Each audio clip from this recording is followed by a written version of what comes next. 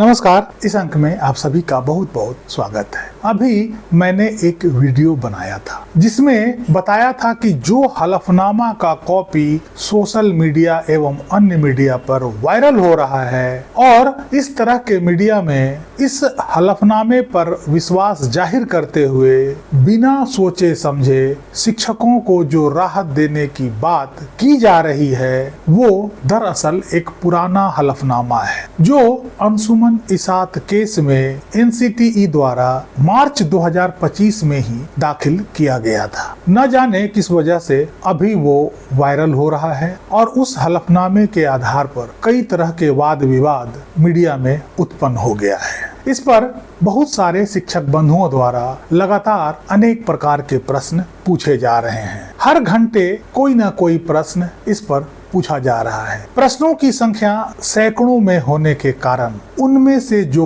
Common और most relevant प्रश्न है उन सभी का उत्तर देने का मैं प्रयास करूंगा। पहला प्रश्न जो सबसे अधिक लोगों द्वारा पूछा गया है और जो मुझे मोस्ट रेलिवेंट भी लगता है वो ये कि यदि एनसीटीई ने अपने हलफनामे में जब स्पष्ट रूप से बता दिया कि 23 अगस्त 2010 से पहले नियुक्त शिक्षकों के ऊपर टेट न्यूनतम अर्हता लागू नहीं होता है और इस तिथि के बाद नियुक्त होने वाले शिक्षकों के ऊपर टेट न्यूनतम शैक्षणिक योग्यता के रूप में लागू होता है, तो इतना स्पष्ट हलफनामा के बावजूद सुप्रीम कोर्ट ने टेट को सभी शिक्षकों के लिए अनिवार्य बता दिया। आखिर क्यों? यह बात वाकई में हैरान करने वाला है। यही बात आज शिक्षकों को सबसे अधिक परेशान कर रहा है कि आखिर सुप्रीम कोर्ट ने सब कुछ जानते हुए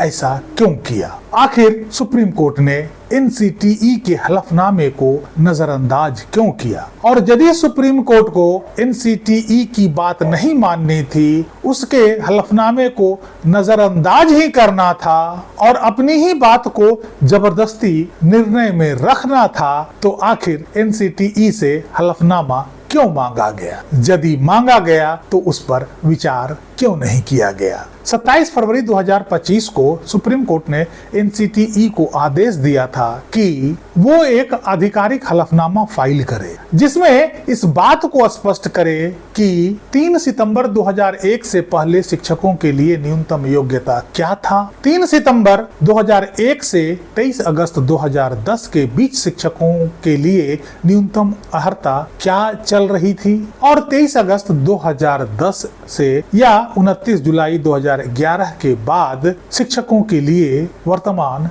न्यूनतम अर्हता क्या है। सबसे पहले 27 फरवरी के सुप्रीम कोर्ट के इस आदेश पर एक नजर डालते हैं जिसमें सुप्रीम कोर्ट ने एनसीटीई को आदेश दिया था और कहा था कि national council for teacher education shall file an affidavit pleading therein as to whether teachers who are appointed 1 before 3rd September 2001 in accordance with the prevalent recruitment rules number 2 between 3rd September 2001 and 23rd August 2010 in accordance with the NCT determination of minimum qualification for requirement of teachers in schools regulations 2001 and third between 23rd August 2010 and 29th July 2011, the date on which the NCTE issued notifications in terms of the Right of Children to Free and Compulsory Education Act 2009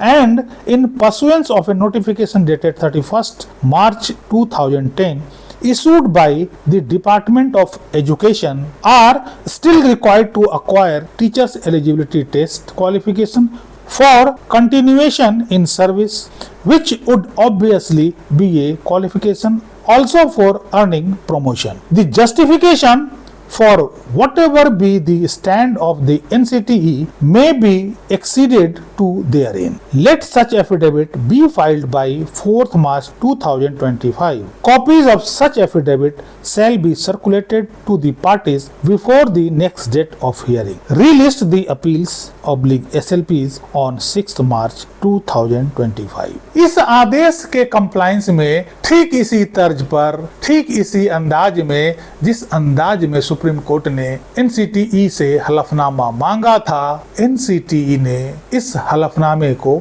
दायर किया, जो हलफनामा अभी social media पर viral हो रहा है, जिसमें स्पष्ट रूप से लिखा हुआ है कि 23 अगस्त 2010 से पहले नियुक्त शिक्षकों के ऊपर न्यूनतम अर्हता के रूप में टेट अप्लाई नहीं होता है। यह 23 अगस्त 2010 के बाद या 29 जुलाई 2011 के बाद नियुक्त शिक्षकों पर टेट न्यूनतम अर्हता के रूप में लागू होता है। एनसीटीई ने अपना हलफनामा उसी आधार पर दाखिल किया है और उसमें उन्हीं चीजों का मेंशन किया है जो 23 अगस्त 2010 के, 29 जुलाई 2011 के और 2014 के नोटिफिकेशन में कहा गया था। यह हलफनामा उन्हीं नोटिफिकेशनों के आधार पर तैयार किया गया था, जिसमें स्पष्ट रूप से 23 अगस्त 2010 से पहले नियुक्त शिक्षकों को टेट से छूट देने की बात की गई थी। लेकिन इस हलफनामे के बावजूद सुप्रीम कोर्ट पर इस हलफनामा का कोई प्रभाव नहीं पड़ा। इस हलफनामा को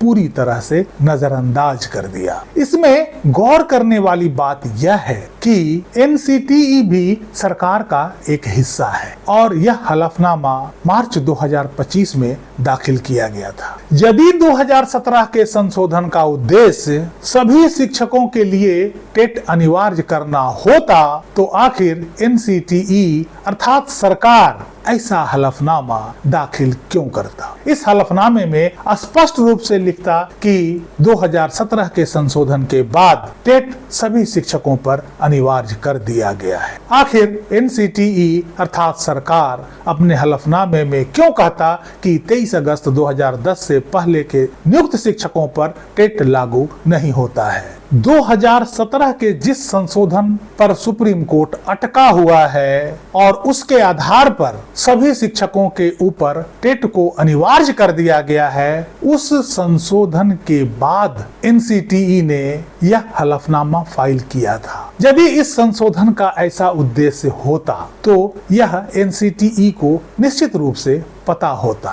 इसकी जानकारी एनसीटीई को आवश्यक रूप से होती और जब इसकी जानकारी एनसीटीई को होती तो मार्च 2025 में दाखिल किए गए हलफनामे में इस बात का उल्लेख भी एनसीटीई अवश्य करता, लेकिन ऐसा नहीं किया गया। इससे साफ जाहिर होता है कि 2017 का संशोधन का उद्देश्य ऐसा नहीं था कि टेट को सभी शिक्षकों पर लागू कर दिया जाए। बावजूद इसके सुप्रीम कोर्ट ने अपनी मनमानी शिक्षकों के ऊपर थोपने की कोशिश की और टेट को सभी शिक्षकों के लिए अनिवार्य बना दिया गया, जिसका कोई आधार नहीं है। इस निर्णय का कड़ा विरोध जरूरी है, क्योंकि एनसीटीई का यह हलफनामा स्पष्ट रूप से कहता है कि टेट सभी सेवारत शिक्षकों के लिए अनिवार्य नहीं है। सरकार पर इस निर्णय को निरस्त कराने हेतु अधिक से अधिक दबाव